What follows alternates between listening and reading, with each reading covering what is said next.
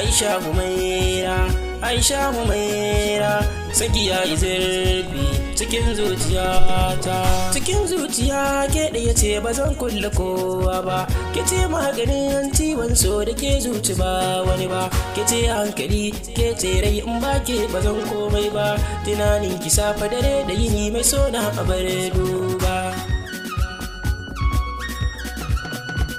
Ni kan san ki komai zana gwada idan za ki so yar gata, kalaman ki ke karan nutsuwa cikin zuciya manufata, kalar kyan ki ke dai ke daya ce allura a so na tsinta, ni dai mai raba ni da ke mutuwa alakar mu ta inganta.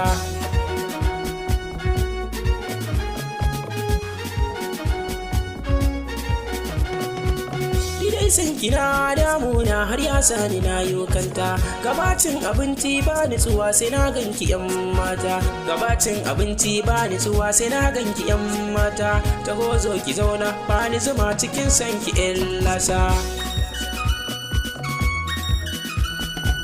Kuna da san ki daɗi sun yi tsiro cikin zuciya sun rasa, kashi kina da kyau ka nutsuwa ba kina ɗabi'ar asha, ke ce halittar ruhi na kin haska ni ta makar rana, ba ke mai amfani na mai hankali zai auna. Kullum tunani na da nake ke ce hakikar raina, ke ce ruwan shakau da kishi akan san kina zama sauna, ke ce garkuwa mai ba da tsari a sadarai a nemo suna, ku kinga san ki yayi min nutsiro har ya sani na mauta.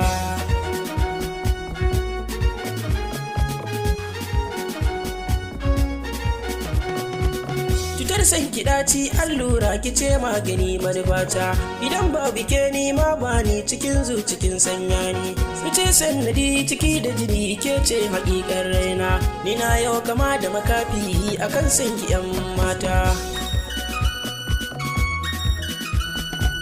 Taho zo ki zauna kan karaga na yi mai dukkan gata, sarautar da ke fadar raina ke ce kike mulkinta, cikin zuciyata ke ɗaya ce kike ba da umarninta, iso ya saka na ɗimauta ke ce sila manufata.